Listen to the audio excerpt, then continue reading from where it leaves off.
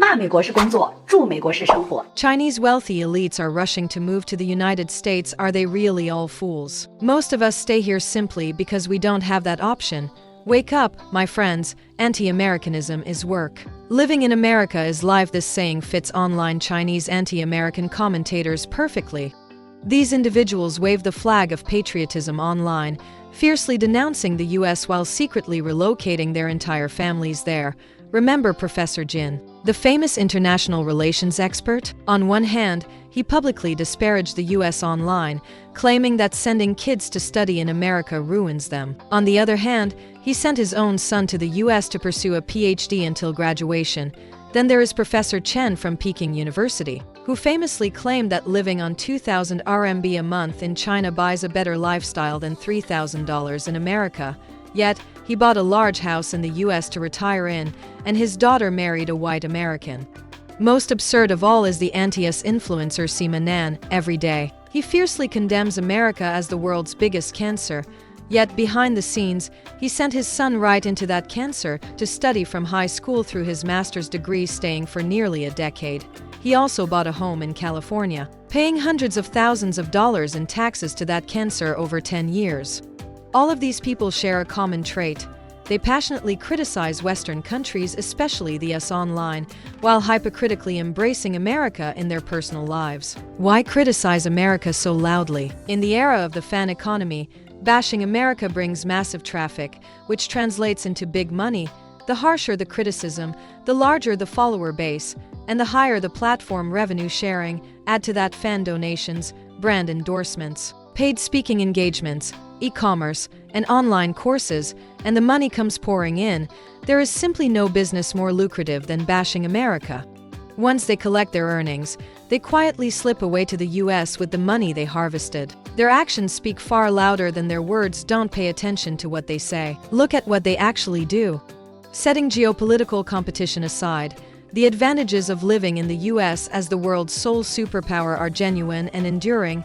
Leading educational resources, world-class healthcare, superior living environments, global career opportunities, and a fair legal framework. These are all factors that attract global elites, leadership, and investment. It is entirely understandable that many aspire to move there, and it shouldn't be turned into a matter of political moralizing or ethical shaming. In mid-August 2026, Xu Yang, the former CEO of Chinese sportswear giant Anta, broke his silence for the first time since his abrupt resignation. Skipping any formal farewells, he simply posted a brief message. He was relocating his family to Los Angeles. Why would a top executive running a corporation with over $10 billion in annual revenue suddenly abandon his career at its peak? Online, observers quickly pointed out the underlying tension. Don't celebrate before you land, talk only after you've touched down. This isn't an isolated case. China is witnessing an unprecedented wave of capital flight among its wealthy elites. Unlike the flashy emigrations of the past, today's departures are swift, secretive, and fueled by panic. Many business owners keep their travel plans hidden even from close friends until their flights clear Chinese airspace.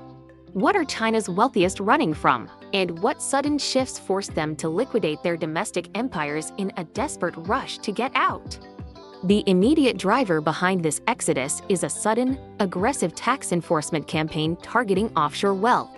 China's Ministry of Finance recently rolled out Document No. 21, a sweeping regulation imposing a 20% personal income tax on offshore trusts covering their creation, operation, and liquidation with a strict 90-day grace period for back tax filings. Panic spread quickly through the business community. Soon after, reports emerged featuring a leaked tax recovery list targeting China's top billionaires. Real estate mogul Pan Shi, whose family transferred billions into offshore trusts over the past decades, could reportedly face a staggering tax bill ranging from $240 million to over $830 million. Meanwhile, tech founders like PD's Colin Huang and Xiaomi's Lei Jun could each face potential back taxes nearing $7 billion if their offshore shares are liquidated. Even household names like Jack Ma, Richard Liu, and Haidalao's Zhang Yang are caught in the crosshairs.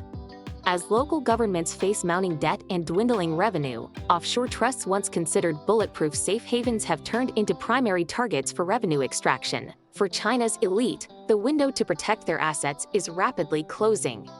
This relentless pressure on the ultra-wealthy reflects a broader reality. China's broader economy and public finances are under severe strain. Official data reveals that national fixed asset investment is entering a steep decline, with private investment dropping by nearly 10%. Private entrepreneurs are no longer waiting out the storm, they are liquidating their holdings and getting out. A bizarre phenomenon has taken hold across China's stock markets, listed companies selling off entire subsidiaries for just RMB less than 15 cents. In one notable case, a major media company listed a subsidiary originally acquired for over 84 million for a nominal price of less than 15 cents just to wipe it off their books. These nominal liquidations are not routine restructurings. They represent a desperate effort by business owners to cut TIs, shed liabilities, and escape endless tax audits and personal legal exposure before it's too late. Even China's prized new quality productive forces, once hailed as the key to economic transformation, are struggling under heavy headwinds.